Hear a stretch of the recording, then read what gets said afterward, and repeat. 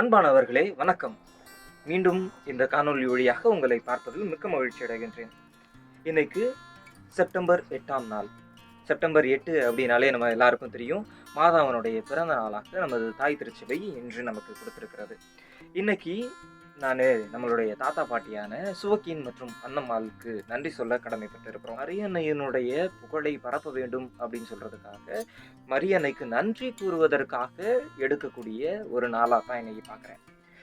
சலேசியர்களுடைய வாழ்க்கையில, சிறப்பாக தொன்போஸ்கோவினுடைய வாழ்க்கையில இந்த மரியன்னை ஒரு மிகப்பெரிய பங்கை வகித்திருக்கிறார் அப்படின்றது தான் நம்ம இந்த இடத்துல இருந்து, தொன்போஸ்கோ பிறந்த இடத்துல இருந்து நான் பார்க்க உங்களோட பகிர்ந்து கொள்ள விரும்புகிறேன். இப்போ நம்ம இருக்கிற இடம் எது அப்படின்னு பார்த்தீங்கன்னா, தொன்போஸ்கோ தனது 9வது வயதுல கனவு கண்ட ஒரு இடத்துல தான் நம்ம நின்று உங்கள்கிட்ட பேசிக்கிட்டு இருக்கோம்.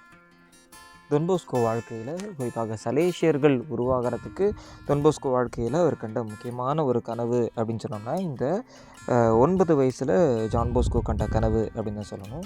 இந்த இடத்துல வந்து அவர் கனவு காண்றாரு, இந்த இடத்துல படுத்து தான்.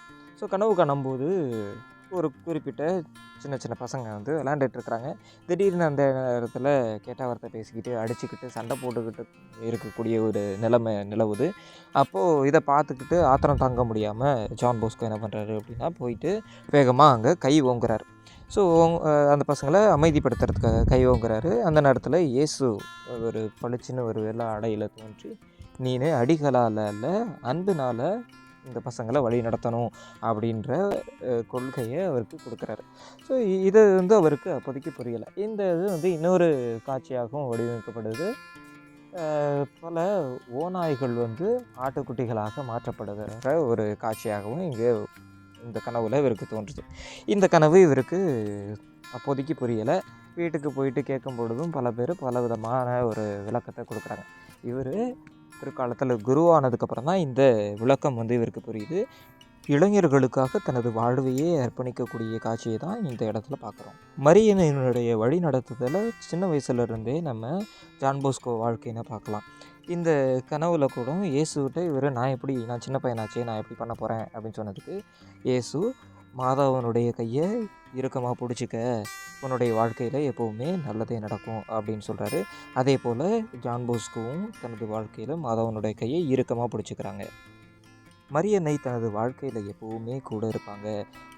மரியன்னை இல்லாமல் எதுவுமே எனது வாழ்க்கையில் இல்லை, எல்லாமே மரியன்னை செய்கிறாங்க அப்படின்ற மரியன்னைக்கு எப்போவுமே புகழ்ச்சி செய்யக்கூடிய ஒரு நபராக தான் நம்ம ஜான் போஸ்கோவை பார்க்குறோம்.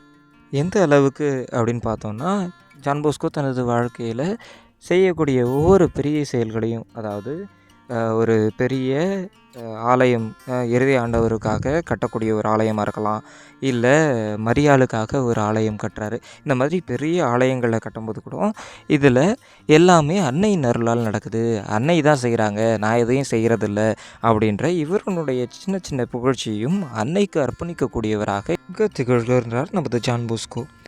மரியன்னையிடம் தீரா நம்பிக்கை கொள்ளுங்கள், புதுமைகள் பல காண்பீர்கள் அப்படின்னு சொல்லிட்டு ஜான் போஸ்கோ தனது சலேசியர்களிடம் எப்போவுமே ஜெபமாலை ஜெபிங்க, அன்னையினுடைய வார்த்தைக்கு கீழ்ப்படிந்து நடங்க அப்படின்னு சொல்லிட்டு அன்னையோட ஒரு நல்ல ஒரு உறவை சலேசியர்களுக்கு கொடுக்குறாரு. இன்னும் சிறப்பாக சொல்லணும் அப்படின்னா, கிறிஸ்தவர்களின் சகாய அன்னையினுடைய அருள் துணை நம்ம கூட எப்போவுமே இருக்குது அப்படின்றத உணர்ந்து உங்கள் அனைவருக்கும் அன்னையின் பிறந்தநாள் வாழ்த்துக்களை தெரிவித்துக்கொண்டு உங்களிடமிருந்து விடைபெறுகின்றேன். நன்றி, வணக்கம்.